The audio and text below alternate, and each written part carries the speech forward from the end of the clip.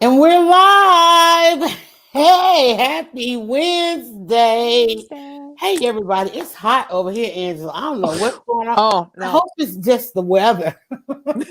Yes. No, it's hot. In fact, I was gonna open Okay. the I was gonna open my window because I sit by a window here with blackout curtains on it. But I was like, oh, I'll open the window because it's hot, it's hot in the house too, it's not more, I don't want to turn the air on yet. And just as I went to open it, I could hear some of the neighborhood kids out, Mm-hmm. in the street. And I'm like, I'm so glad they're out. I will leave my They need window to shut. be out. Oh, my Thank God. God that they're outside. I But had my door, like you, I've got French doors in front of me, and I had the door open. And so I love hearing the sounds of outside anyway, because, mhm. I live near a highway, a parkway, and I live near the train track. So I love hearing Mhm. all of that. But yet there was a little doggy screaming, and I thought it was a kid. And I went to the door, and it was a puppy. It was like, Oh okay, my whole gosh. conversation. It was so funny. And then of course, and I wasn't getting a lot of air, but it feels so good. I just came back inside. After I had to go run some errands, so Mhm. I did that, and I got back, and it is so gorgeous out. Of course, we only Beautiful. get to be gorgeous a day or so before I think this whole bunch of rain is coming. Is it? Yeah. Mm-hmm. Yeah. It was like an amazing week, but then all of a sudden, I guess they decided to do whatever they do, and now the weather's changed. Okay, Right. They brought out the conspiracy. they brought out the machine, and now our pretty weather will be gone. Well, it's the 24th of February, and I hate to date this because this conversation is going to be really evergreen. For those of you in the future looking back, you're going to really love our today's topic. But I do want to mention that it is February 24th because that means it's the last Wednesday of Black History Month. Hits the shirt. Okay, all I the was gonna shirt say, look at on this there. shirt. Oh my God. Okay, I put the laptop. I I've been trying to rearrange in here, but Mhm. I had to get the new laptop. So I don't have to do all the other things that I had to get the other laptop to work. And I was like, why are we doing this? Put the Mhm. laptop right there it has a wider angle, clearly. You can see all, and I had to like, wait, gotta get the shot, right? So Mhm. it's got a pretty good camera on it, pretty good lens. Good. It looks really clear to me. I mean, I'm looking over here. It looks good. A little too clear for my liking, but hey, you Well, know, I kind of like fuzzy cam. I mean, it's you understand why yeah. Barbara Walters notoriously, what do they say? They put Vaseline on the lens. It's like if you watch her, Is she that what it is? over the years she just got fuzzier and fuzzier and Fuzzier. fuzzier. And, they cut to the person and then you cut to her and you're like, something in my eyes? Why can't I see her?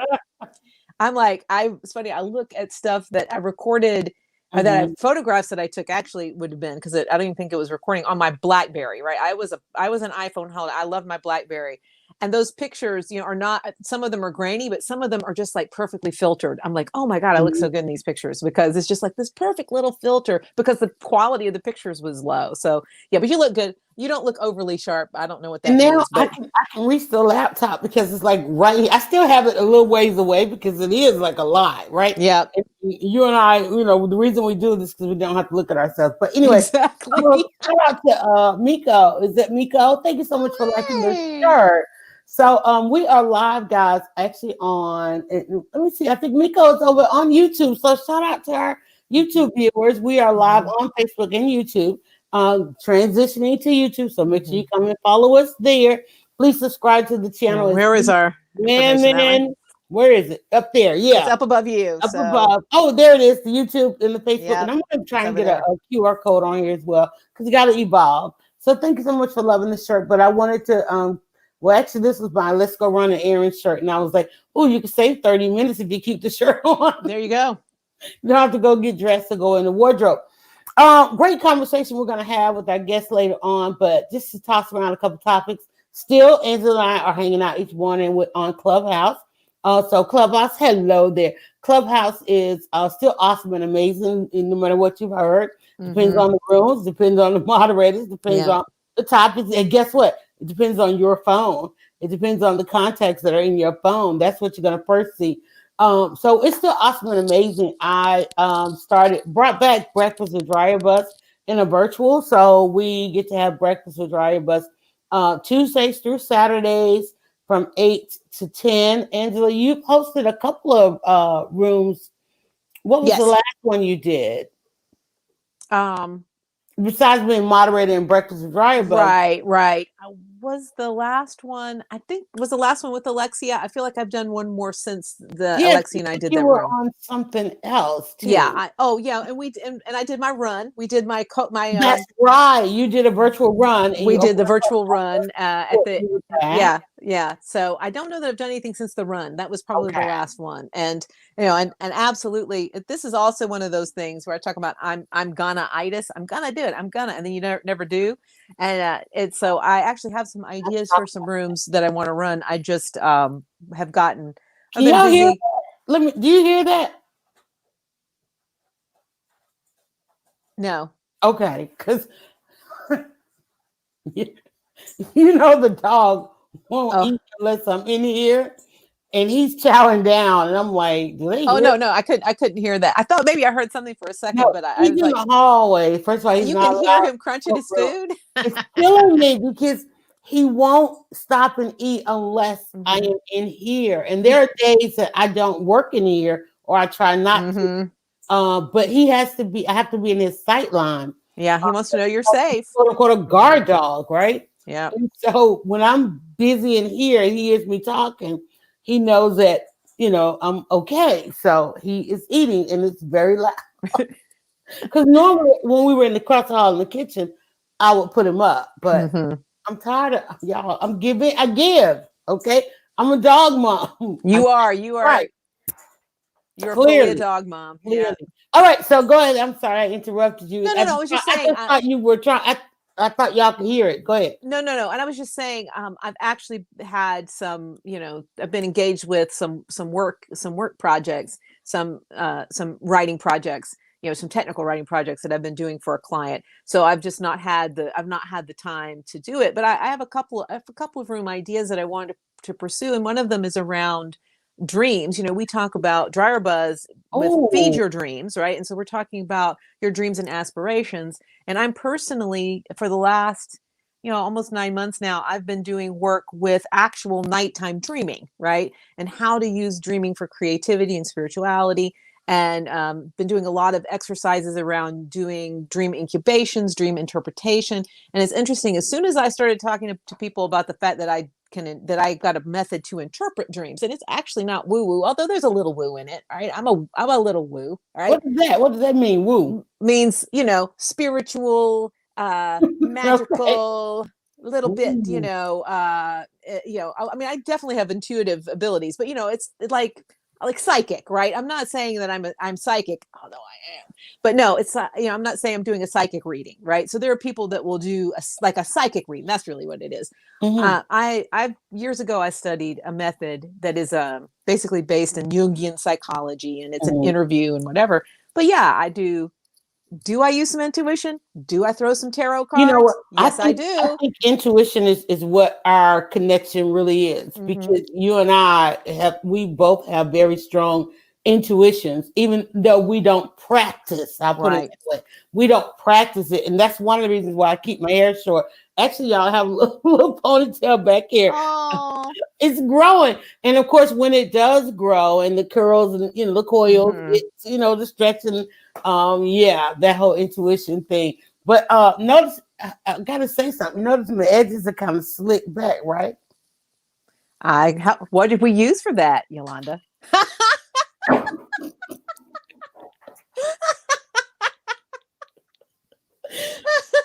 I found this in Petty Betty's You bathroom. are kidding me. Brand new full bottle. I told y'all better check on your folk. I'm like, do I need to have a conversation with Petty Betty? So this is the Got to Be Glued, and this is Blasting Freeze Spray, Screaming Hold for Hair. Now I'm gonna give it a little bit of wait a minute. Okay, How I was does it gonna give it a feel? little bit of review. I don't know because I think this. Now, keep in mind, my edges are not slick like Gorilla Girls because she Mm-hmm. was Gorilla Glue when she ran out of this. But Mm-hmm. this is basically apparently just a hairspray. Mm-hmm. It says blasting hole, Right. spike, cement, and finish. Now Mm-hmm. I do like to keep my little hairs up here, like I'm like spike. Right. I was like, oh, okay, it's a little working thing going on up here. Good. And then I did gel the sides down and I did spray. Petty Betty was like, why? She gonna be like, why are you touching my stuff? Because Petty Betty, like me, she gets the petty from somewhere and we're very territorial. But this is a whole big old can or something, you know. You're I'm like, like 12 ounces. it's a lot It of says hold. press down on actuator to release spray. Apply 8 to 12 inches away from your hair. Create your own individual style.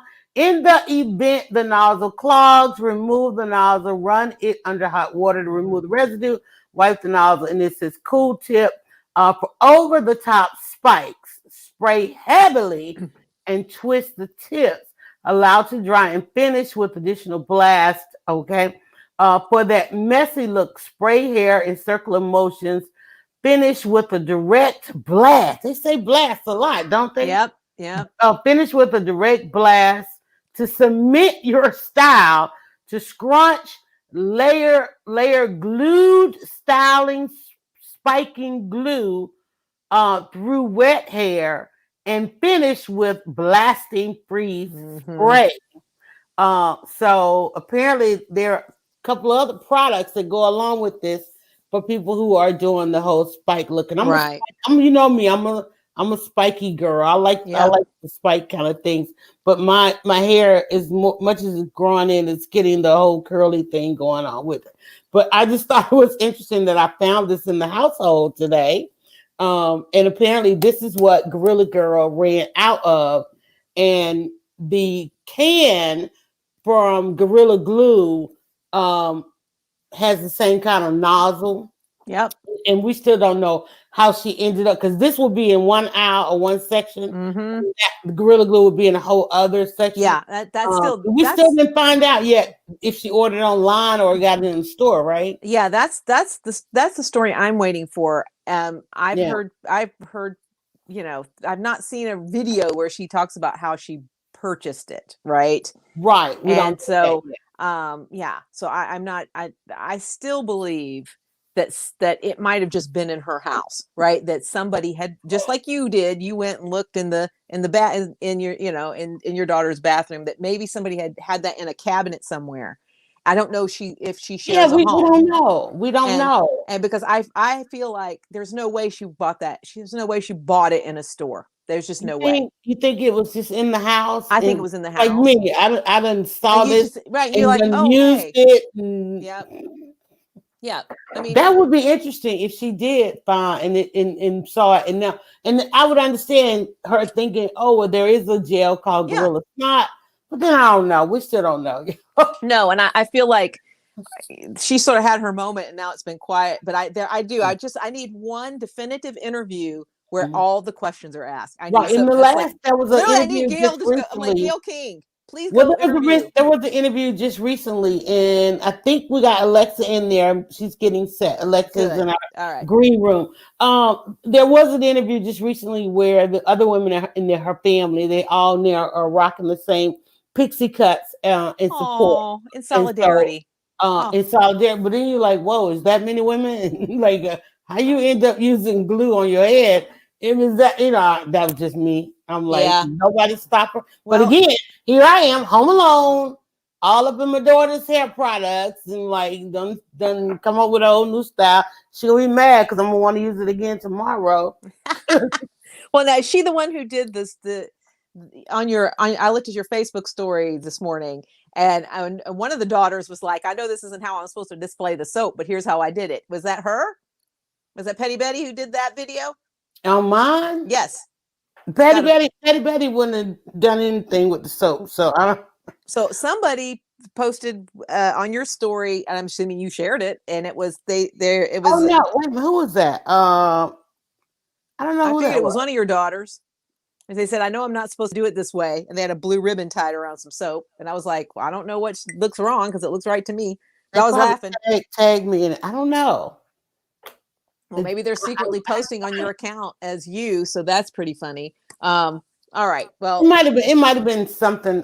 One of the orders, one of the unboxings, or something. I have to go and see because my stories are kind of empty right now. My 24-hour content is kind of empty. My goal yesterday was to do nothing.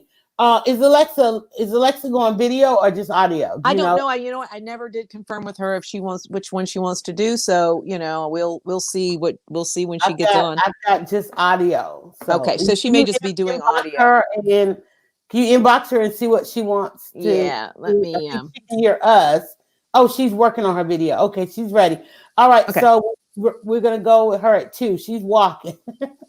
Okay, excellent. So that gives us She's 10 gonna minutes. go video. She's had her phone sit down. Okay, All all right. right. So again, this is the last Wednesday of February. This year is moving right along, guys. We're getting ready to go into March. So next Wednesday we'll be kicking off into Women's Month. When is International Women's Day? But Women's Month, Women's What History Month day will is be it? It's like in March. mhm. So when we come back next Wednesday, we'll be talking about that. But today we've got a guest. We're bringing over a guest with us from Clubhouse. And Angela, you've got our bio, so I'm gonna let you do a little bit. Oh, you wanted to mention those who want to be a guest before we bring Yes. Alexia. We got a number of Alexia. Yes.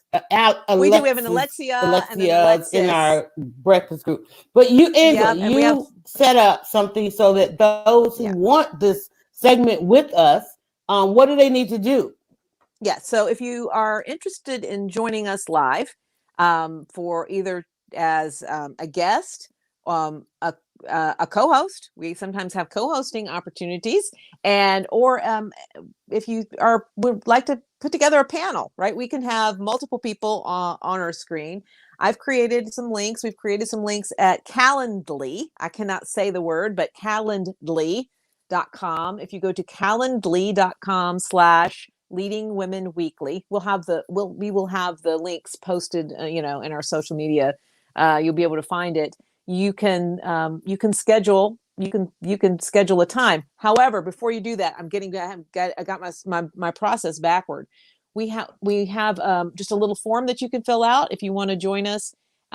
Just gives us some information. We just need some contact information. We ask for your email and your phone number, but you can give us other, tell your preferred means of contact and just pitch us. Give us a couple of sentences about what you have to share with leading women, and then we'll follow up with you, and you can look and see our available times right at the Calendly link.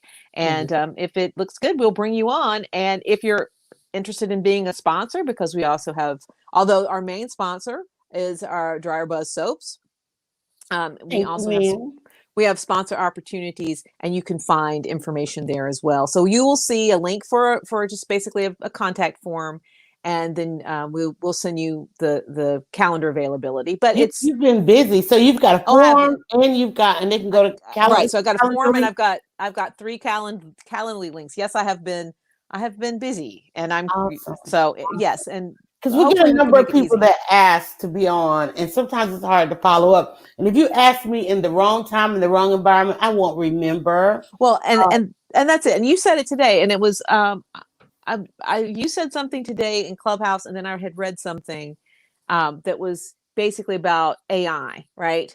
Is that your new team member should be technology and even artificial intelligence. And so I heard a tech person trying to cover they're trying to cover their asses in the tech world, saying we're not trying to automate employees, we're just trying to automate processes. Right. And we're not trying. So it's like they are trying to automate employees, but that's okay. So automate your processes. And I'm like, we've grown this program organically. The development of this broadcast is absolute organic development. This was Yolanda and I getting together. Yolanda's like, hey, let's just podcast about this event we were going to, which was Michelle Obama. And from there, it has developed. And this is a great way to do things. You just let it see what grows, right? But at some point, you've got to put some structures around it to make it easier for you and make it easier for us to make sure that we don't miss your inquiry. So that will be the method, and you just go through there, and it comes into an email that I can see, and we will get you lined up. And if you know us, even if you know us, right, please use our please use our method. And I think Use this is the something to remember, Yeah, is let that the process work. if You you're know, doing business with a friend, oops, we lost Yolanda there. If you're doing business with somebody that you know, and you maybe have their personal email or you have their personal phone number, that's a perfectly fine way to reach out to somebody. But if they do have an automated process, go back through their process and fill out your form. I was like, you just were like, Yolanda's like, peace out. She's like, peace out. Fill out a form. That's why I said we may need a co-host. We may need. Don't, I was I was wiping something off the laptop. Next thing you know, I'm out of the Yeah, I broadcast. was just like, you just like, bye. Kudos to you for keeping it going. Okay, all right. So it looks like Alexis is ready. And one of the reasons, guys, we wanted to bring Alexis on, one, Alexia. Let's Alex, Alexia. Alexia, I'm gonna get it. Is because one, she's doing some amazing work, and two, I'm nosy. It's I don't know what, and I want to find out about these babies that y'all made in the pandemic. They are here. They That's are it. coming. But we also want to talk about how to prepare you and what you can expect if you're getting ready to go through the birthing process. That's why I said I really wanted us to just kind of jump to this and not talk about too much because I know. And Angela, if you would I'll read her take the bio. timestamps. You read our Oh. bio, but just so that we can, as we move through the topic, so that Mm-hmm. you don't have to go back and watch the whole Nope. video. There you go. Yeah, I'm gonna try to get you to do that as we move along. Right. Because if you follow us on YouTube, you can go back. If there's a piece of this broadcast that you know that you want to go back to, you'll be able to go to a table of contents on YouTube, click that timestamp, and jump right to it. All right, Alexia, look like she is ready, honey. She's got the. I want to find out. So let's go ahead and bring her into the broadcast. Hello, Yay! lady. Thanks Hello. for Yay! Thanks for So, coming off Clubhouse for a minute and Of hanging out with course. us. so Of course. I'm All gonna right, go now, ahead. We didn't read your bio yet, so I'm yeah, gonna do a read little bit of Alexia's bio bio. as the Okay. intro, and then we're gonna jump right in. It's so good to see your face. Thank you. So Alexia helps parents connect with their children, and she says from hashtag womb to reality while keeping their peace of mind. She pushes them through the transition of turning trauma into breakthrough. She guides them mentally, physically, and emotionally as they nurture and protect their children. And there you go. And so she's the doula with the mostest. And Yes. I'm like, you're a baby doula, but you are also a life doula. Yes. Is what I'm looking for. Her brand is Vital Force. So you find her on Clubhouse at Vital Force. You find her on Facebook and Instagram at Your Vital Force. So, and you definitely are a Vital Force. Oh my, So thank that you. is, we're so happy to have you with us. And I'm going to let Yolanda pepper you with questions about babies. Awesome. Well, my first thing, and I think we talked about it, Angela, as when the shutdown came, the first thing we were like, okay, count it down. When are these babies going to arrive? Because we were shut down in the pandemic.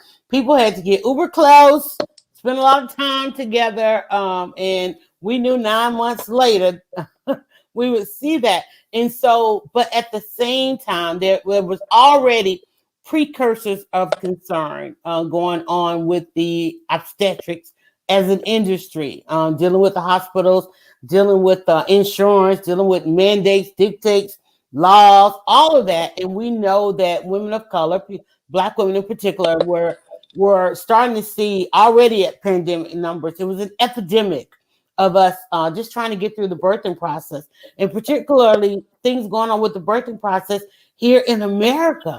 And so, doulas, you guys are real busy now because people are understanding that they need an advocate. They have to Yes. have somebody to speak for them through this process. Then add on that the pandemic. So for your last year has been like what? Oh man. Um, so when can you guys hear me okay? Hey, Yes. Okay. great. So when COVID first hit was when I was like, okay, well, I think it's about time that I bring what I do to reality because I had been doing so much soul searching and so much research and so much knowledge and just mainly focusing on the mental health of mothers. So when I started my business, I asked myself, what is it that moms really need, but they don't have?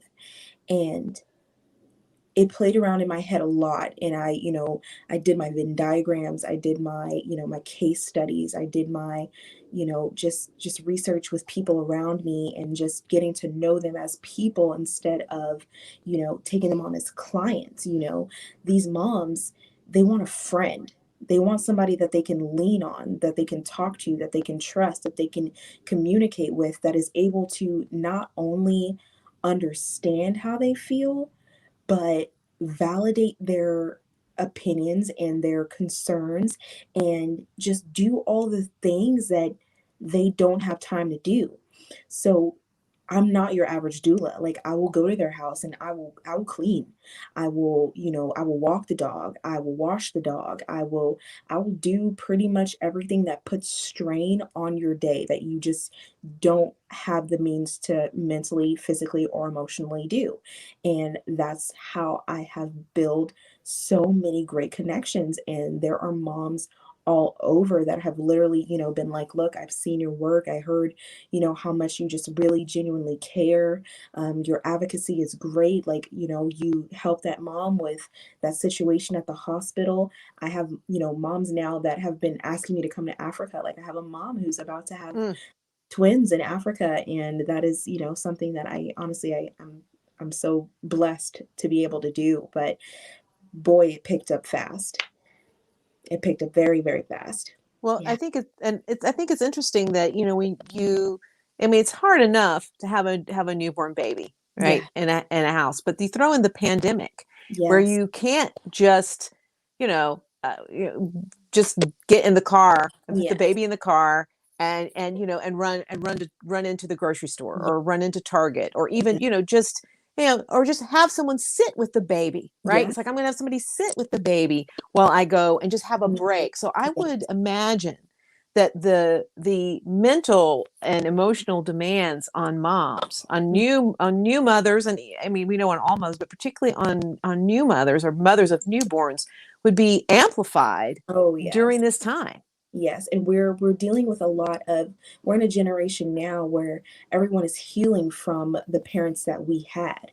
So Mm, all of the young parents coming up now, their parents that were living and having them in that generation, those, I don't know why, but everybody, had so much trauma go down within, those, that time frame. So the new parents now are not really connecting with their children, or they don't know how to connect with their children, and they don't understand that you have to build those connections way before you even, get pregnant. mm, It depends on who you decide to have your child with. That's going to carry out through your whole entire pregnancy. It's going to be emotionally, physically, and mentally draining on you if that's not someone who can support you in that way. Um, so much takes into play, and that's, definitely what we educate these moms in, and figuring out. I've had some moms that, I've actually had to work through to actually be able to provide them with the knowledge to understand and know that they're in a very toxic relationship, and if they continue that toxic relationship and not work out the things that they have to work out, or their partner does not get that healing before this baby comes, then it's going to be a whirlwind of hell. And you do not want to be responsible, or you do not want to be the one who puts your baby through years in a life mm, full of mental and emotional stress. And it's mm, just, So in a sense, you're doing something that we have been talking about forever. People will always kind of, as a nuance, just say parents should get a book. There should be a test if you're bringing a baby home from the hospital. You yes, in some way implemented that by bringing up these conversations when yes, people approach you yes. about work helping them through their pregnancy. Mm-hmm. You're dealing with the whole individual and the environment that a new baby is going to come into.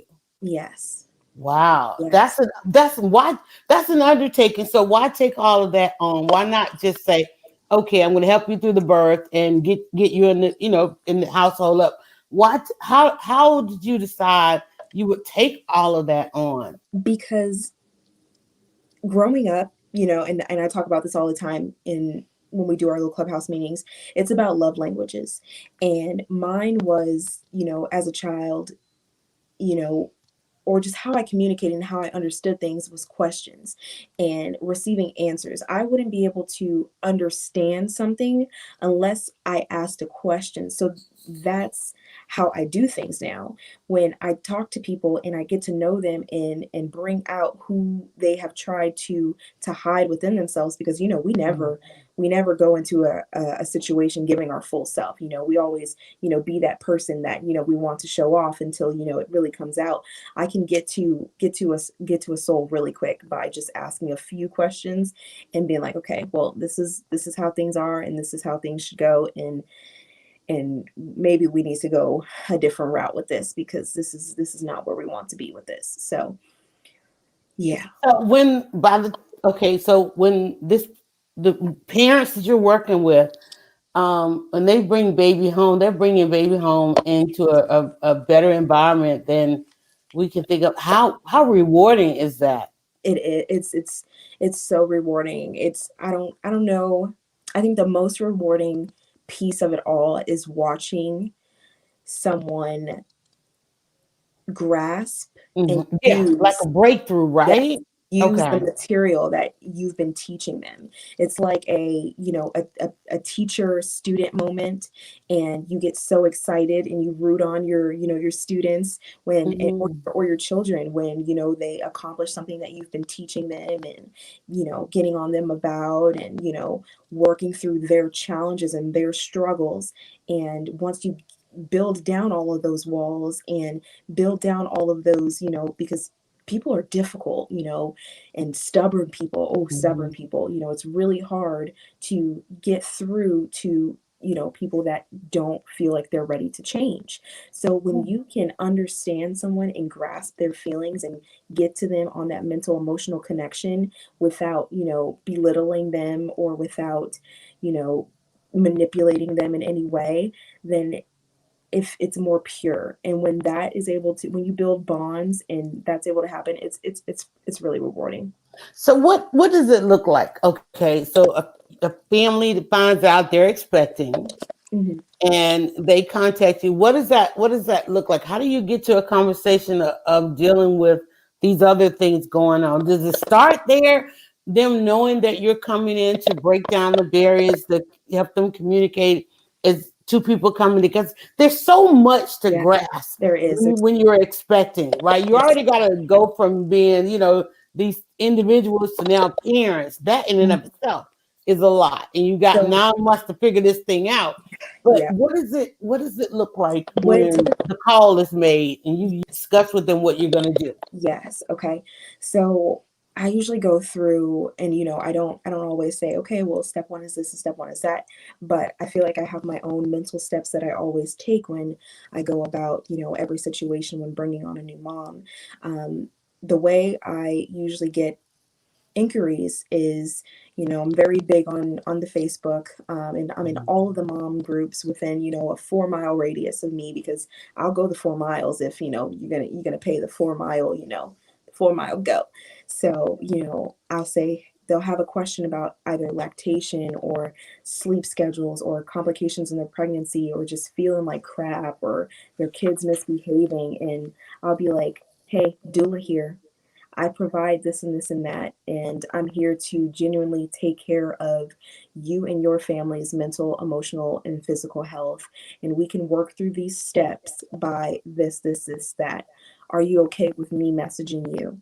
And usually, automatically, I've already added them so they can see all of my material and all of the moms I've already helped. So by the time that they're ready to message me, they've already gone through and seen all the kudos I've already gotten. So they message me and be like, hey, thank you so much for reaching out. I really don't know what to do, blah, blah, blah, blah, blah. And I'm like, hey, Mm, are you available? This and this and that, because I know when I'm available. You don't have to ask somebody when they're available because you already know when you're available. So I'm be like, hey, are you available in the next 15 minutes? If not, then usually they're available within the next day or so. Call them mhm. and be like, hey, it's so good to talk to you. Thank you so much for taking the time. I'm so sorry you're going through this and that. And, I really empathize for you. The world is hard, but, brighter days are here to come. And, you chose to get changed. So let's do it. Let's get through those breakthroughs. Let's open up. Let's, talk to me. How are you feeling? And we usually right then and there go down the entire process of what was happening and how things could change. And right then and there, we come up with a plan. I almost got emotional as you were talking because I remember having a moment of lactation moment with my son, and he was my youngest, and I had not uh, breastfed the other three, right? And I Mhm. remember, you know that, oh, this is available, but honey, if somebody calls you in that right moment at your wit's Mhm. end, when Mhm. I almost want to cry because I Yeah. remember getting that call and I was in the moment trying, I gotta this kid is hungry again. Mhm. This has got to work. Yeah. And getting that call right in that moment and them telling me that no, you don't have to do it right now. Go ahead, take a break, use just a little bit of formula Yes. and you're gonna feel better in the next time when you try. Because it gets to be y'all that two It's a week period. hmm Yep. Well, Yep. I It's was, a lot. oh, go ahead. So sorry, go ahead.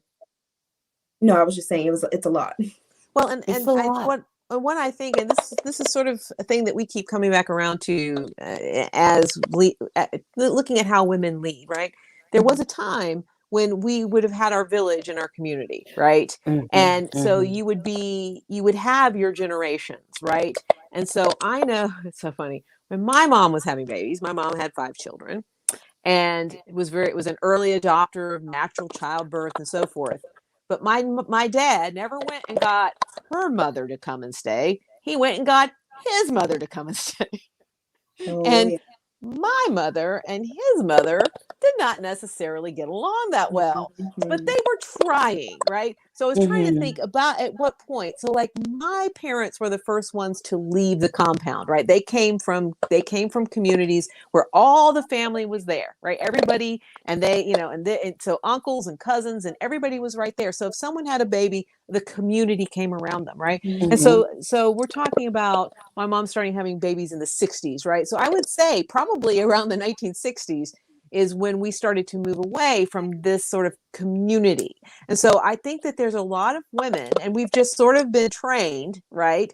That okay, now that having a child isn't basically an independent experience, right? Maybe it's a couple, maybe it's the people in the household, something with the doctor, and maybe maybe Mhm. of a midwife, instead of saying that there's things that we can learn from the tradition of community. And to me, this is where the doula comes in. I think Yes. that you draw on a tradition of the community and Mhm. community knowledge and wisdom. So, Yeah. can you kind of, that was a long story to get to No, I saying, hear can you. you expand on that sort of I hear you. how the concept of doula is a support community? Yes, absolutely. So, like I said, because I'm not, I'm different from the rest of the doulas. I'm very, I'm very big on community and what community offers. I actually put all of the moms that I'm working with in a group chat so that they Mm, can all support each other at the same time because I'm not 100% available at all the time. We have mm-hmm, some new moms, some experienced moms, some moms that have been through traumas, some moms that, they all relate in some way. So, if I'm not, easily accessible, they have moms that they can vent to all in that group chat, and it has been helping them all so much. And they all guide each other and want to meal prep for each other, like a service that I already offer. They're already trying to offer it for each other. And we have a Saturday yoga picnic in the park that we're all going to do together. mm, We're going to do, baby drum circles when all the babies are born. And, it's honestly, it's so beautiful to have them want to motivate each other. And after one just had a baby, they rooted her on. We sent them little updates while we were at the hospital. And it's amazing. It's like a each one teach one kind of thing. So mm-hmm. I have this small little group and community. They're reaching out to other moms like, hey, this and this and that and that, and she's helping us through this. And if you want to, have somebody to support you and a good quality team that's just like, here for you and everything that you have to offer, we're here for it. And I'm like, hey, I love it. I love Yeah. it. No, that's fantastic. Um, Yolanda, do you want to Yeah, read some of I'm these just comments? I'm working the screen over here. I just put a comment down there. Tachi is in watching, but I put the comment there just to bring her face up because Facebook is adding caption in real time now, and the Oh, caption, of great. course, is coming across your face. So I was like trying to lift her up Oh a no. little bit. Yeah. So Yeah, yeah, we'll, yeah. we'll just leave a comment there. But I love it. So when you are working with the moms, you're working with the moms into a group. So again, we see so many elements of you creating a village there. So they all know that they are, because there's so much that separates us, Yes. particularly when we talk about where healthcare is right now. And Angela, I know you mentioned the different generations. Hmm. The thing there is one generation, they feel like, what they feel like between the new moms, because new moms are something else, right? You feel like you have nothing in common. I can't figure out how it is in the birthing process that we're made to feel like we have nothing in common when it is Hmm. we're all going through the same thing. So Yeah. I love that you have kind of a communal Hmm. element there, in that the moms know that you bring them together. So Yeah. then that way everybody kind of gets a sense of Alexia is ours, Yeah. as opposed to you've been over there with this mom, you've been Mhm. over there with that mom. Yeah. And so how did you decide to do it that way though? So, I have my own personal relationship with everybody individually.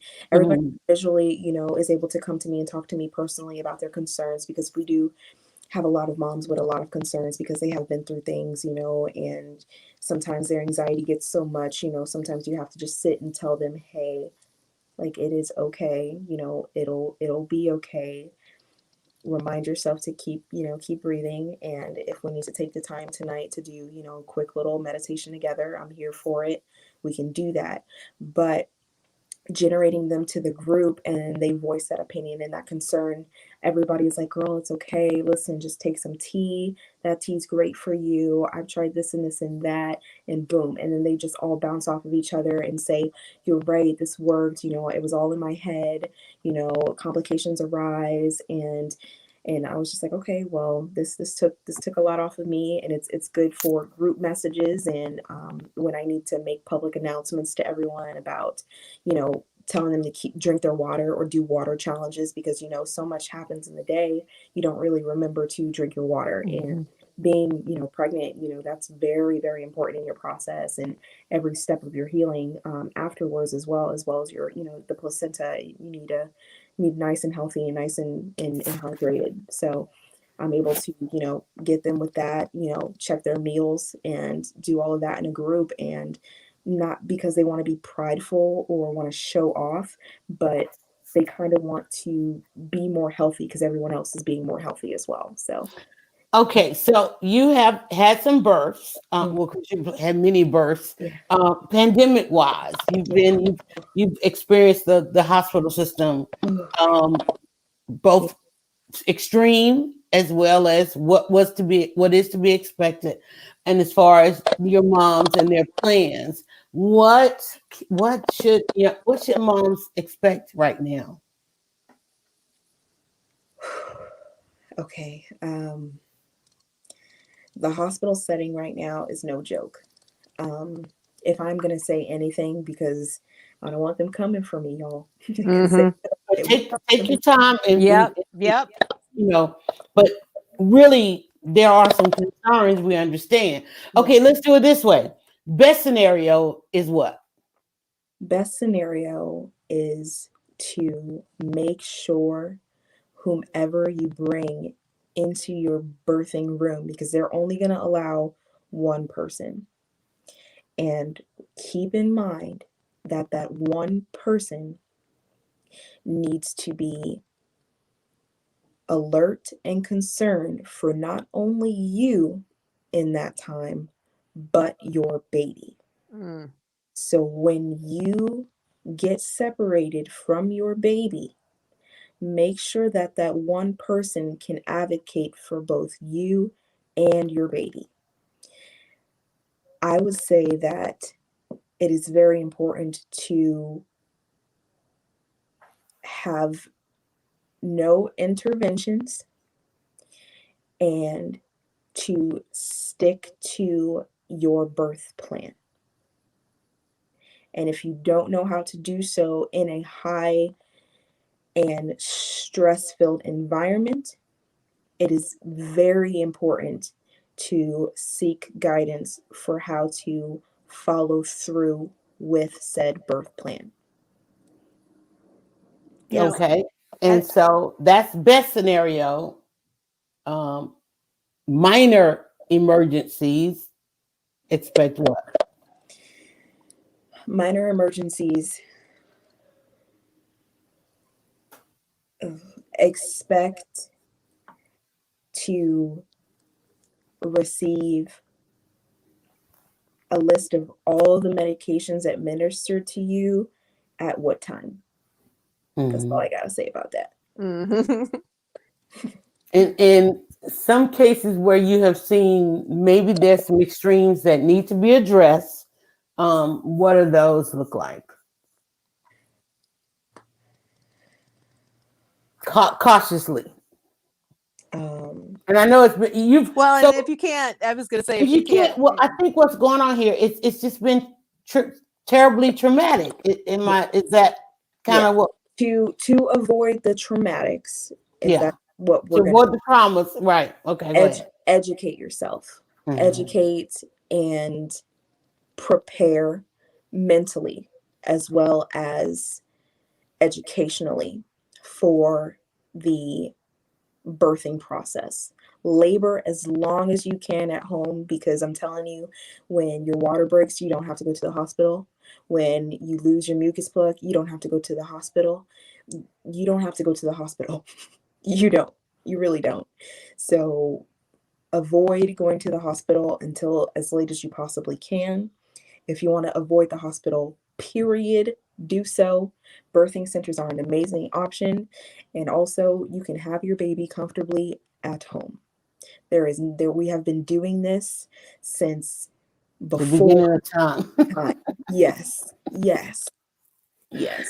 Brenda Black is watching. Hello, everybody. And again, let me just do a little bit of a reset. You're watching a wonderful episode of Leading Women Weekly. We come to you on Wednesdays at 1:30 Eastern, 12:30 Central, and then there's Mountain and Pacific at a subtract an hour or at an hour. However, y'all, we're trying to get subtract. global, Yes. national.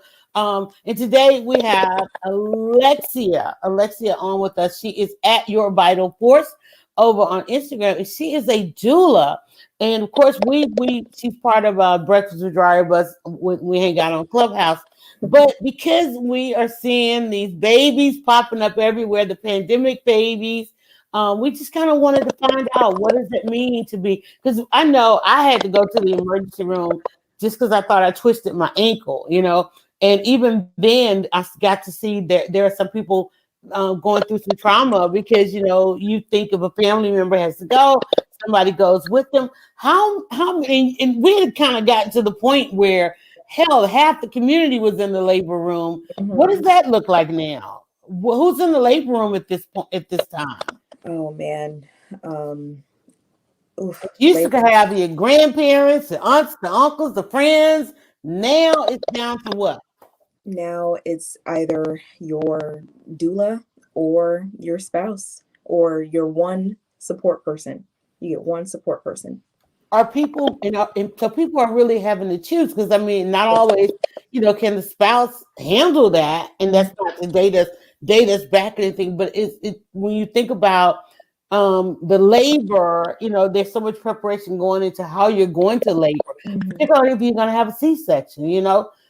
There's some decisions that are made there. It's like, oh, another person's going to go with me through this process. Right. So when they say one person, they mean one person, They mean Yeah. one person. And Yeah. and you have to choose who that person is going to be. and Yeah.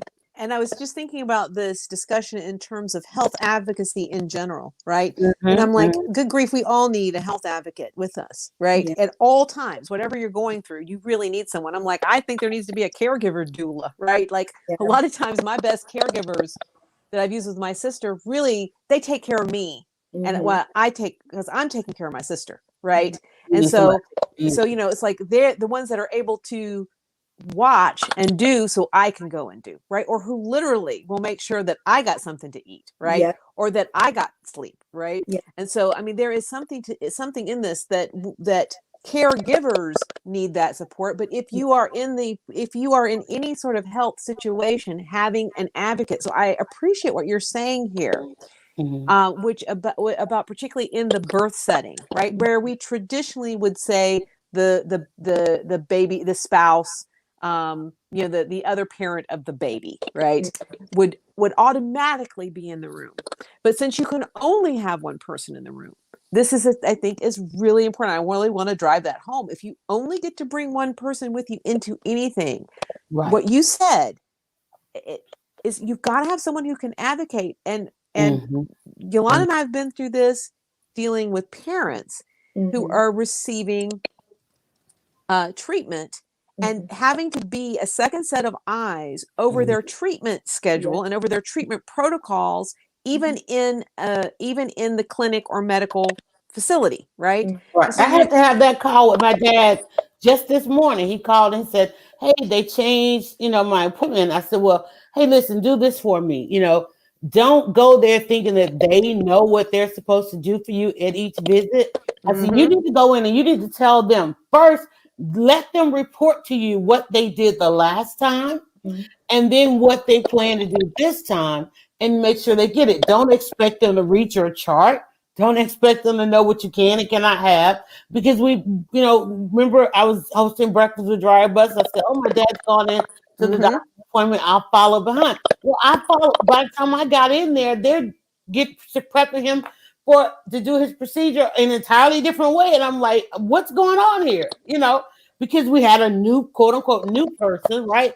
I'm like, well, God forbid I hadn't come in, what? Because you need it. You need it. And then too, let's not overlook the fact that our healthcare workers are taxed to the nine. Yes. And I'm going to give them that. But understand it. But listen, we want to have some joy because people are, even in a pandemic, having babies, and it is an exciting process. What's the average stay in the hospital right now? 24 hours. Wow. If that. The experience. I can't believe you saying if that. I know with my first it was 4 days. With my last it was 24 hours, and they literally had to threaten me like, you need to leave, right? And my baby wasn't coming home. My son didn't come home with me. So think about that. Anxiety. It was a lot. What do you mean? Some people are less than 24 hours?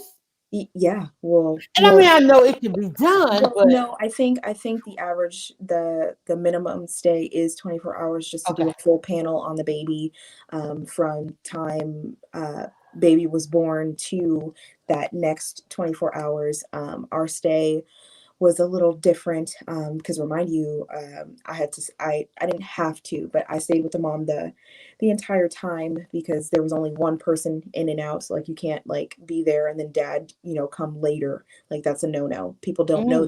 They don't know that if you have your support person, you can't swap them out. So one person in, one person out. They're allowed to leave and come back, which I don't understand.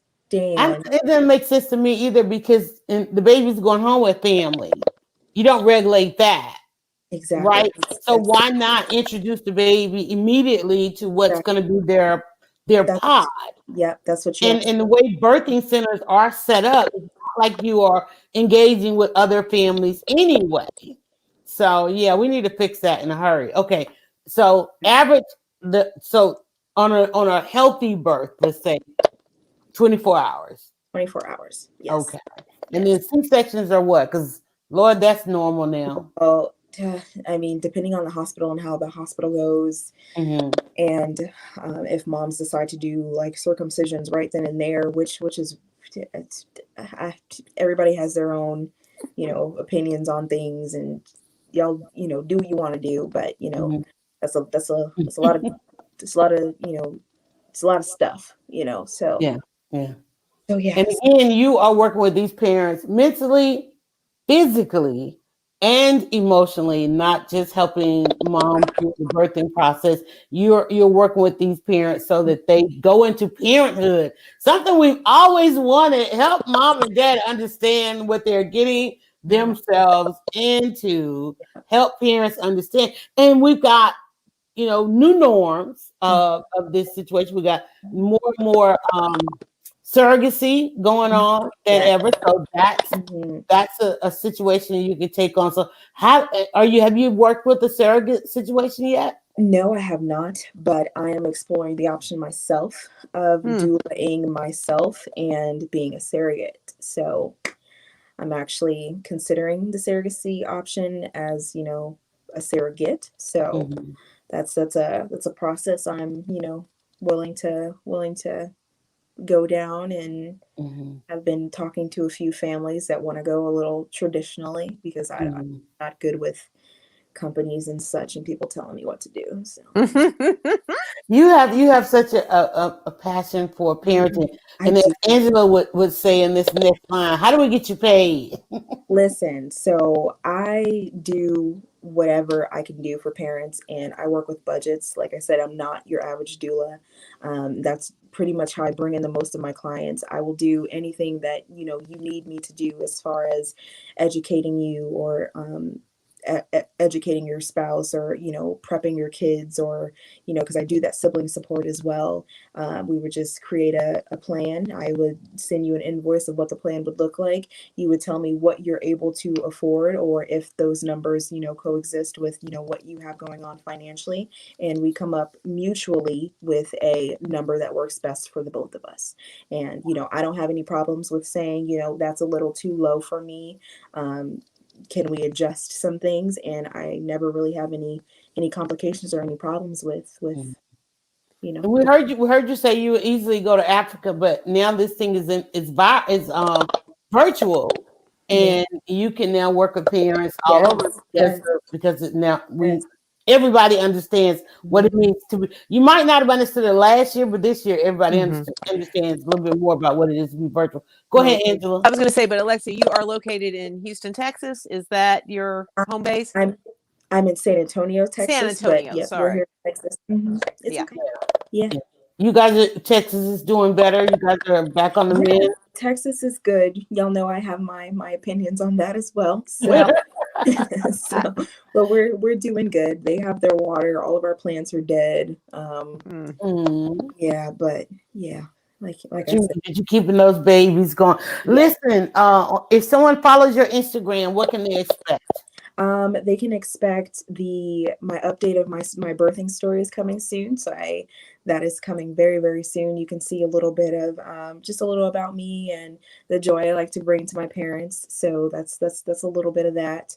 But my latest post was my affirmations to my mom. I put them all around her room, and cute little Mm. cards that said, you're badass. We've been doing this forever.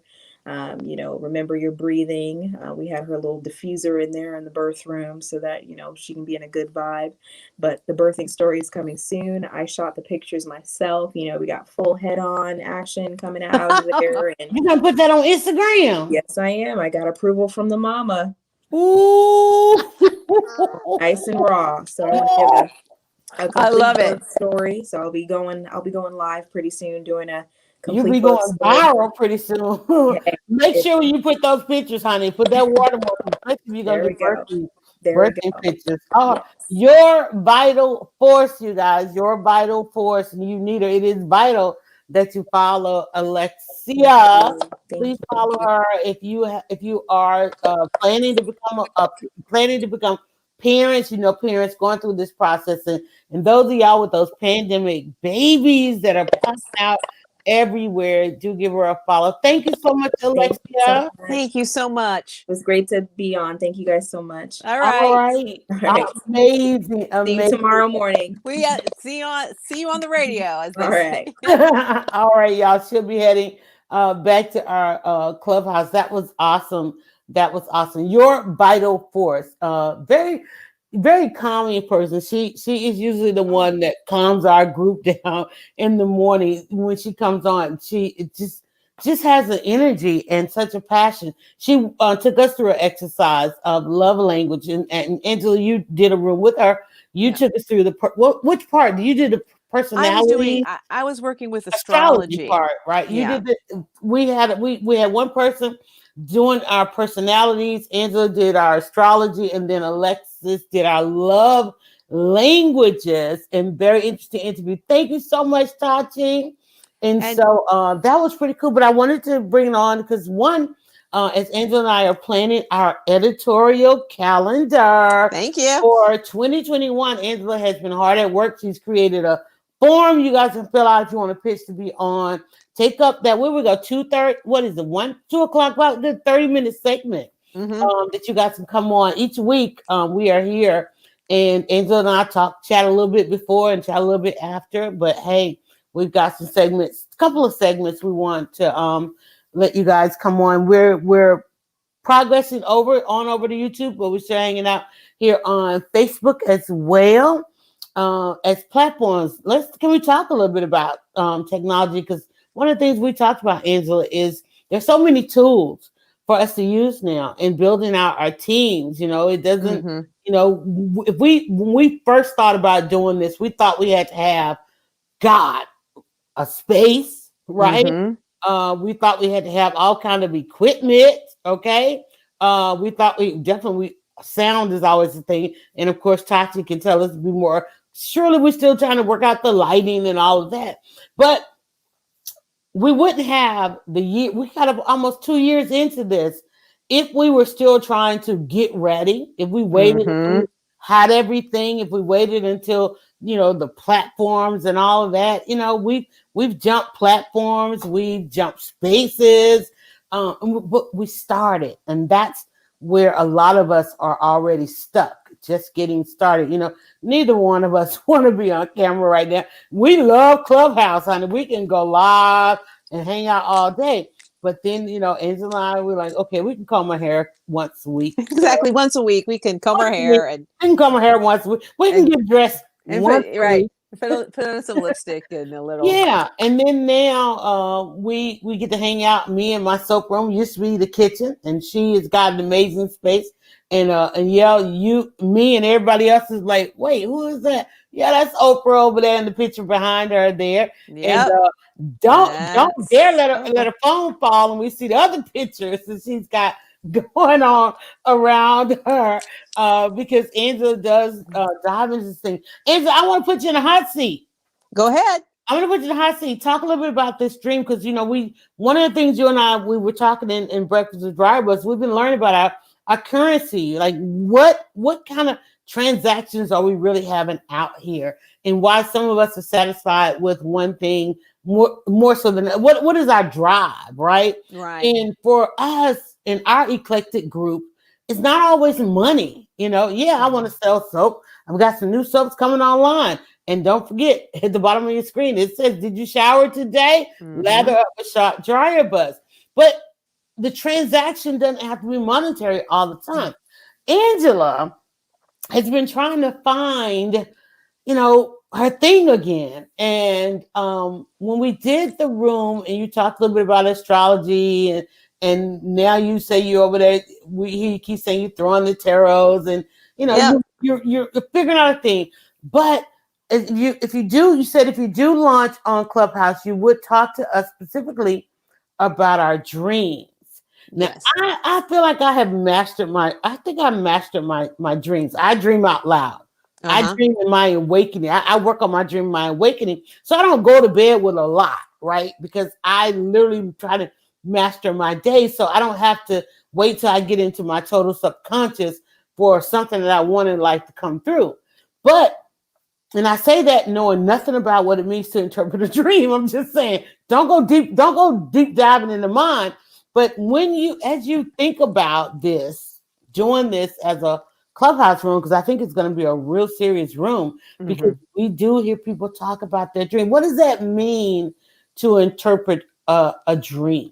So when I'm talking, the process that I talk about is actually, again, using really psychological prompts, right? To understand the language of your dreams, because dreaming is its own language. What happens in sleep. So I'm talking about waking dreams, right? So the dreams that happen when you're asleep. And it is, and there are many theories of what's happening. You can, clearly it's your brain, your subconscious is activating. There are people that believe you're connecting to higher planes and astral plane and whatever. bring with it what you will. But we know on a straight scientific physical plane, your brain is communicating to you, but the language of dreams are images, right? The part of the brain that's activated is the image part. It doesn't really have language. Not that you don't dream and hear things, right? But it doesn't have language. And so it's trying to communicate with you in a metaphor, right? It's communicating with you in associative languages, right? So basically, the approach that I studied is what, when you look at your dream, you're like, well, what is it like? What does it make you think of? What is your association? How is it like something that you already know in your waking life? It's actually a pretty easy process, but you do need to write it down or record it. I use a game changer for me with working with my dreams was when somebody said, well, just use a voice recorder. Duh. You can get an app called Otter, OTTER.ai, that now you can do 600 minutes a month of free transcriptions. You record it, it immediately prints it. It really types it out, right?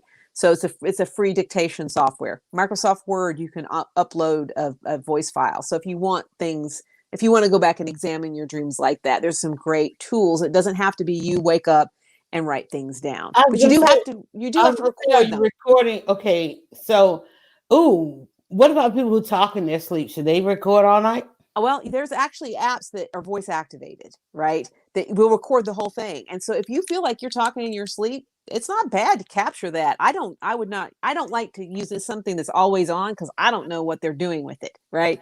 Like the method that I use that I like is that if I wake up from the dream, I just reach over and I sleep with my phone by my bed, and I go, hey Siri, open the voice recorder. And I need to be careful, it'll come on my phone. And then I just record, and I'm just trying to capture a few of the key words. Sometimes all you got to do is capture some key scenes that you're going to go back then and sort of put through an analysis process to see, well, what's the message of that dream, right? Well, do all dreams have meanings? Not necessarily. I don't think so. And I think there's all kinds of dreams. I think there's some dreams that are very spiritual. I think there are some dreams that are what they call precognitive, right? That's like a premonition. I think most dreams are just you trying to process, just the individual trying to process emotions. And if you remember the dream, because we dream and we don't remember. If you don't remember the dream, it got processed, right? It's processed, it's done. It's when you remember the dream that there's something that maybe needs your attention. That's how I look at it. And particularly if it's a scary or disturbing dream. If you have a pleasant dream, it's just like, oh, I had a pleasant dream, right? Let me go back to sleep. Yeah, exactly.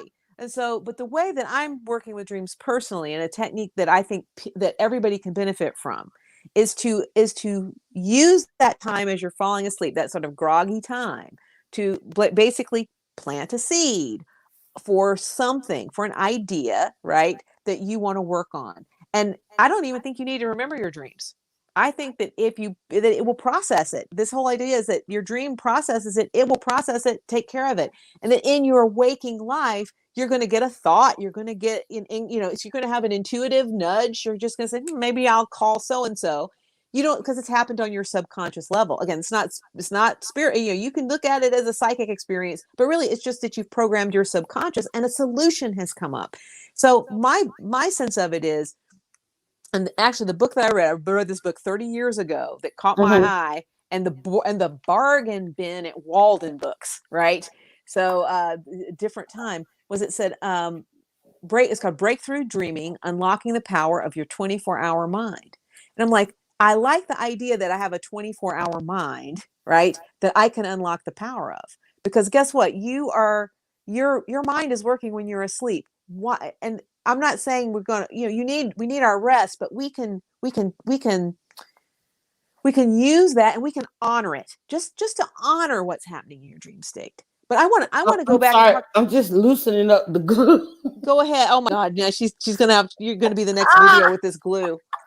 I went to do something and I'm like, wait, my head's not moving. Bless your heart. I want to talk about what you were saying about that you dream when you're awake. Wait, I'm sorry. I need to give a disclaimer. Because some people weren't here. Okay. My edges are laid because I found my daughter has a can of the Got to Be glue. Okay, no, this is not a commercial or anything like that. but we talked about Gorilla Girl in the beginning because that is the product that she ran out of. And I decided to try it. And I went to bend down to get something. And I was like, wait, my hair is not coming with me. And so forth and so on. So I'm just giving a little report. I feel like I want to loosen it up. I'm sorry. That's okay. I'm gonna have to dream about that. You're gonna have to have a You're dream. gonna dream about it. I'm not. Well, let's talk about that though. Let's talk about that. Okay. There's a concept that's called a waking lucid dream. See, I'm leaning in. See, now I'm stroking my imaginary beard. It's called a waking lucid dream. And that honestly, the idea is that your brain is doing the same thing when you're asleep that's when you're awake. It's just different language, right? So we can approach things that are happening to us like they are a dream, right? So imagine that you're dreaming about it, right? Imagine that you're in a dream and you look around, right? And you say, okay, I'm looking around and I see some art that needs to be framed. And I see my favorite little Cetaphil hand cream. And I see a scarf that I haven't worn in a while, right? So I just look around. What do I notice, right? And you can take that and do a dream interpretation, right? But it's from your waking self. It's a waking lucid dream. You're actually basically pretending you're in a dream. Seeing those things will send you into a daydream? It triggers. Why did I notice the painting and not the pillow, right? Why did I notice that lotion? I've got like 4 lotions over here. Why did I notice that one and not the other one? Because it's our brain is picking up on something, right? And so what you're talking about, you can do a daydream as well. See, a lot of times when we're talking about visioning, we're talking about what used to be called daydreaming, where I'm going to imagine it, right? But we can literally look around and say, what if this was a dream? What message would this have for me? And it's a fantastic tool to get in touch with with your own intuition. And when we talk about what do I want to do on Clubhouse and my, where do I want to go? In your dreaming, there's when you come out of the dream, you ask the person, you try to think, what do you remember? There are those things that you remember, even though there was everything else. You were still in a room filled with things, but you remember from your dream what caught your attention. So you would then take those items that person mentioned and help them interpret why that triggered something. Why did you remember that? Because there's an emotion attached to it, right? And there's an emotion attached to all these things. Like most things where there's no emotion, right? And then there's an emotion attached. What is that? That emotion is your intuition communicating with you. And so when I talk about what do I want to do on Clubhouse and where am I going next, right? Because as like, and again, in this reciprocity, it's not necessarily a business, right? I really want to talk about how do we key into our own intuition? Dreams are just one way of that, right? Because at this point in my career, this would be true of you as well. We've been doing what we've been doing for a long time, right? We've been doing what we've been doing really for 30 years, right? Because how long have we been out of high school, right? We've been doing this, okay? All right, so I'm sorry, 20 years. So we've been doing this a long time. And so intuition is baked into what we do. Right. We cannot, it's so integrated into our decision-making process and our information processing, right? That we probably, Yolanda and I probably can't always tell you when something was logical and something was intuitive. And in business, men forever have been calling this gut instinct, right? And so very successful men talk about that they followed their gut, right? And they followed their instinct. And so while men have been praised for having a gut instinct, women have been chastised for having feminine intuition, right? Well, I was watching one of my old shows, like I do, and I can't remember what it was called, but there were some couples at dinner. And the women were saying something and the men were saying something. They got mad and they ended up at separate tables. And the man said, well, let's apply woman's logic. I was like, well, what's the difference? What's the difference? Yeah. And see, that's it. And you know what women's logic is? Women's logic it also brings in feelings. Exactly. That's what it was. That's what it was about. Yeah. And guess what? there's a science to this. And when we did our personality test, right? We did a thing, which I love. It's called 16personalities.com. We need to figure out how to be an affiliate with them. It's free. You can do a free test. And they go through and they use the Myers-Briggs profile, right? Where are you an ENFJ? Are you an INFP? Are you an ISTJ? Right? It's 4 letters, but there's 2 letter combinations per, right? Well, what people don't know that they're looking at in this, again, this is personality testing. This is used in psychology. This is based on psychological science, is that the NF in the middle is intuitive feeling, right? So you have the E or the I is extrovert, introvert. And so it's intuitive versus thinking. NT, right? Feeling it versus sensing, and sensing I don't meaning. remember my letters. I think I took a screenshot. Keep going. You and I have the same one. You and I have the same one. We're both campaigners. ENFJ. So our letters will be are the same. If you're a campaigner, okay, our letters are the same, right? And I'm on the border of ENFP and ENFJ, right? And then perceiving and judging. Well, the NF in the middle, there have been studies done just on that, right? An intuitive feeling person, right? And for example, Oprah is an ENFP. And so she's oh God, what do they call that? I can't think of what they call it. Protagonist is in that 16 personalities. We have a lot of leaders who have intuitive feeling. We used to think, but you know what, the classic entrepreneurial profile is an ETSJ. I don't know what the S and T is, right? The whole language, y'all. Just listen. No, but it's to say that in entrepreneurship, which has traditionally been gendered male, right, has been the non-intuitive, non-feeling person, right? I want to say that the days for that are over, right? That the NF, if you have NF in the middle of your profile, that we need to say that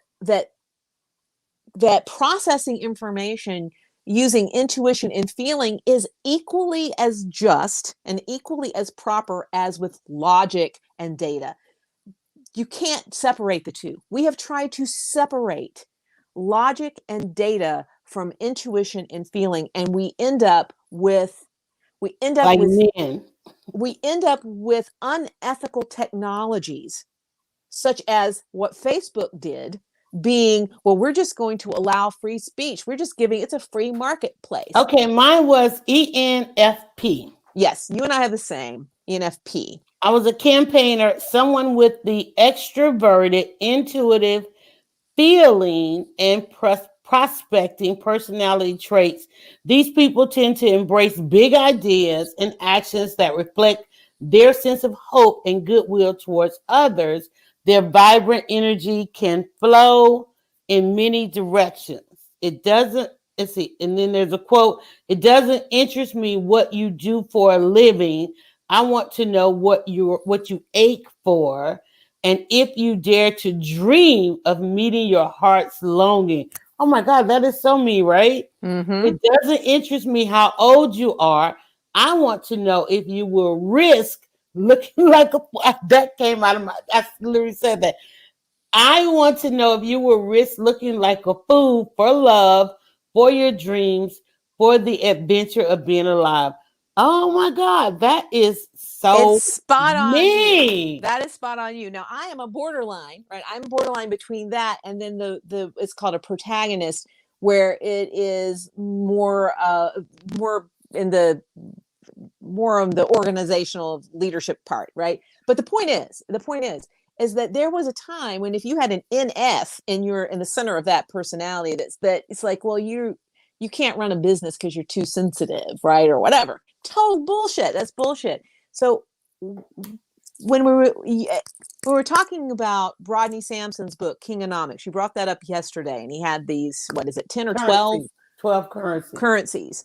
And one of them was dreaming. And the way that dreaming was expressed in that, I thought was really, really did something for me, which is, what am I bringing to the world, right? What am I taking to the world to make happen, right?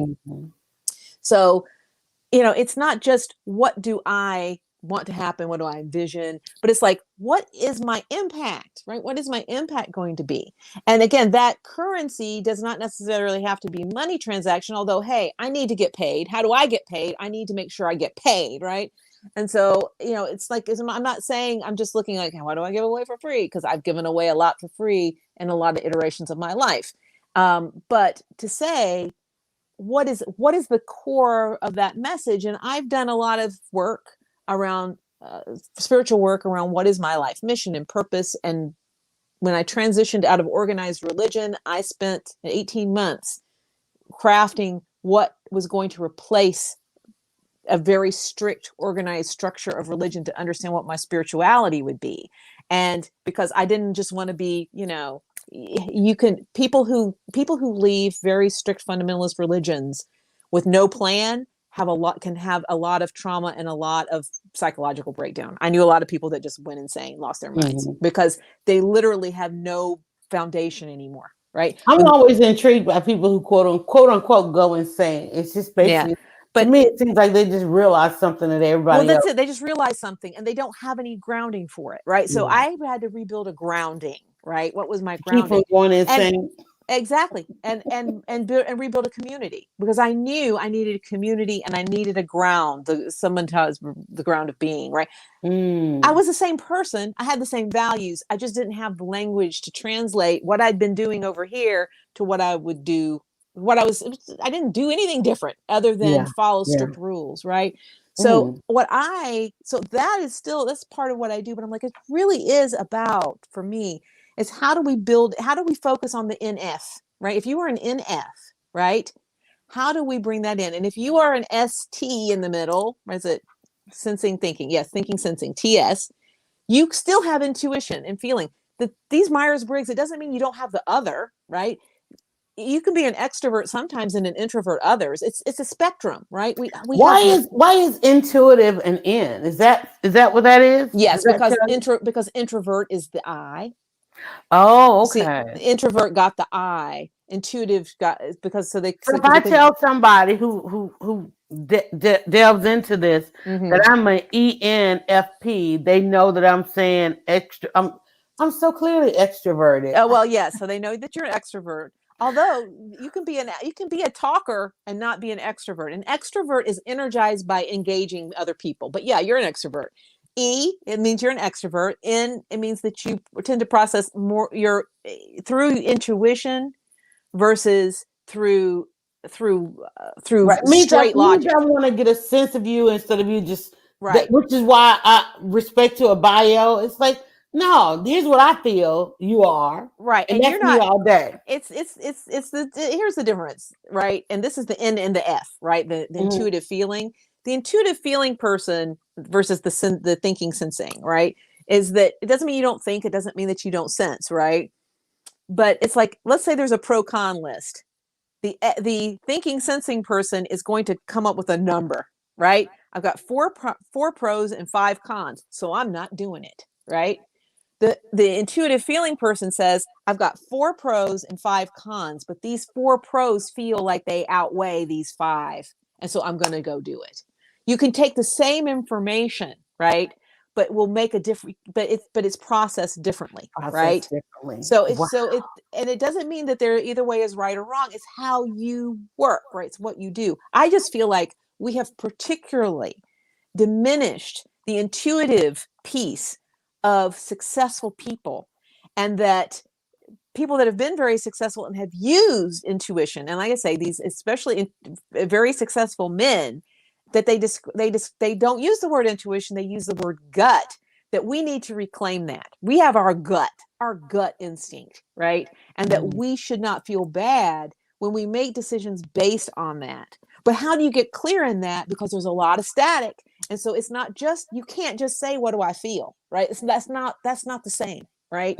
As saying, what am I getting as an intuitive message? Because I can feel stressed and scared, right? Wait, why can't we say it? Why can't we say it? Because I mean, I had a feeling about this. I have a feeling about this. I had a feeling about the room, but is it a clear feeling or is it a static feeling? Because fear will also is a feeling, right? This anxiety. And that's the hard part for people who have the intuition.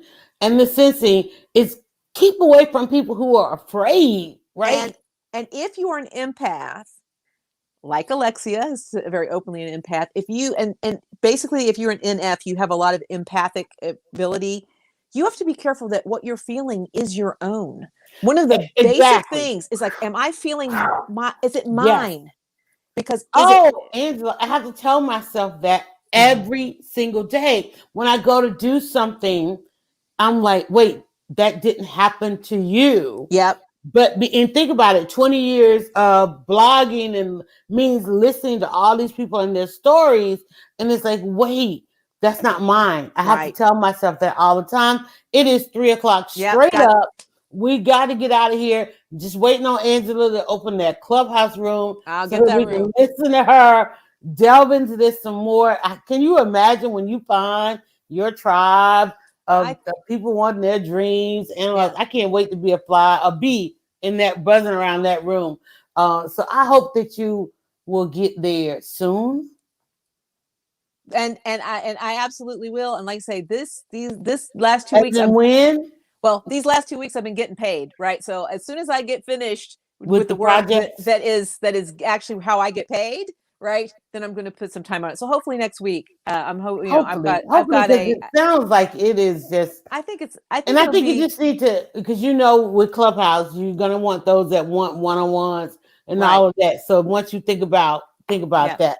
But guys, listen, again, the last Wednesday of February is why we want to pay homage to the end of Black History Month, moving into Women's History Month. So we're going to be excited about our topic next week. Want to thank Alexia. And I've got Alexia at Your Vital Force. Alexia at Your Vital Force. What did that say? So this is for International Women's Day. This is something I got a couple years. Did we use that last year? We did it last year. I got it last year. We haven't done a book in a minute either. No, so it'll be time for a book. We'll. I did just download. What did I just grab? I grabbed something because I was mad that I had a new credit. My membership came through. Oh no, I've got to cancel mine. I know I got mine coming. I'm gonna have to. I do a year at a time. Tristan Tyson is still on my listing, but I did just send something to my either my Audible or my Kindle. Something I got. So we talked about Kiese Lehman's book of essays, which is so good. How to Slowly Kill Yourself and Others in America. Excellent. There's some great stuff out though that has been dropping the last couple of months. So Yolanda, you and I can talk about it. What did we talk about? Spell that Kiese. Spell his name. Kiese. Laymon. So Kiese. Were we talking about an article or something? We're talking about his essay book, his essay collection, How to Slowly Kill Yourself and Others in America. Remember, what was that relating to though? There was something in the news recently. We were talking about men protecting other men, and this idea about not knocking the hustle, and how to move beyond knocking the hustle, right? To stand in solidarity with women, and particularly with Black women. I don't remember why I grabbed it. I had it on my desk and I grabbed it. But anyway, it's a fantastic read. And I'm gonna get that. Let's do that. Let's take. I know it's not a woman, but I was gonna say, it's a pretty quick read. It's meant to be read in one sitting. So it says 3 hours. Yeah. So I'll knock that out. Go through that, and then we can pick something, because there's a couple of new books that are out. One thing that we challenge the ladies in Breakfast with Drivers tomorrow is to try to say a woman's name with the word "and." Yeah, that's our challenge for tomorrow. And so meaning, let's try to do that women. What partnerships? What women do we know that are in true partnerships? Yeah, true. And like literally, we struggled with it, and so I did come up with one other that's kind of in a minor league. Caddy Kay and Claire Shipman, they've been working together for years writing books. So on the topic of women, they did a book called The Confidence Code. They did one for the Girls' Confidence Code. They talk a lot about women. They're both journalists. We're in the 5. Would that fall though? What they are undoing, would it fall within those 5? I'm Would sorry, you what are the five? the five of why women get to do anything: lying, dying, crying, flying out the handle naked? Oh, Sounds like an eradication. that's an eradication of. I want women who don't have to eradicate anything. Yeah. You So know, they're talking about they're talking about eradicating, confidence. Yeah. yeah, How do women have low confidence in self-esteem. professional settings? And that Exactly. yeah. So anyway, I was just And thinking about like you where do know women what I stand? want to be is an emphatically happy Black woman. That's it. And I'm trying to get there. And Yeah. I don't want to have to undo anything or eradicate anything to get there. Yeah. Right? You already know my personality. Okay. Right. And I'm going to say it out loud. I want to be an emphatically happy Black woman. And I don't want to have just don't want to have to eradicate anything to do it. Mhm. I mean, what else I got to say to go along with that? Yeah. I got to Yeah. be safe. It's like, dang. And even coming over, I will say coming across the hall here, because when I went over into the kitchen, it wasn't safe. They would say, "Oh, well, you could make a great advocate to help women be safe in the kitchen." I'm like, "But you got a knife." Right. I don't understand. How are you unsafe, Yeah. right? I'm just saying. But I will say, in the soap making community, it is, um, there's still a lot of women with fear in this. Yeah. Well, and I'm it's tired of the fear. I'm that's tired it. of the one thing that we pass down is be afraid. And it's Yeah. like, no. All right, we're not afraid. We're not afraid to end this and come back to you guys next Wednesday. Want to say thank you so much for watching. There are more episodes. Again, we're hanging out on Clubhouse each day, Tuesday through Saturday. Still, we used to take this and put it on the podcast, simply because you know things are evolving. I haven't done that in a minute, so we'll try and get that. But at least on YouTube, Angela's going to give us a couple timestamps to post over in the YouTube version. So if you thought you heard something, you'll be able to look at that table of contents, click that timestamp, and come over. Again, thanks to our guest, Alexia. For those of you who are thinking about approaching the birthing, starting your family, or you got one of them pandemic babies because y'all done had to spend a whole lot of time. Shout out to you. But if you want to know what to expect, rewind what she talks about, what you can expect if you are expecting with where the hospitals and the systems are right now. Perhaps you're thinking about some varying birth plans. Go over and follow her at YourVitalForce on Instagram. In particular, you just want to be some of those parents that bring a baby home and y'all got it all together. Can you Yeah. imagine having some breakthroughs, before you go through that, bring a baby home and figure out what are you bringing to parenthood? Because we're all out here like, dang, if mom and dad had known this or had known that. Now you've got some doulas out there, y'all, that are helping you, and she works with you from physical, mental, and emotional. So that's just amazing. All right, we're cutting out. So we're going to go. Thank you guys so much for watching. Catch us Bye. on Clubhouse and on YouTube and on Facebook and all around. Bye. Bye.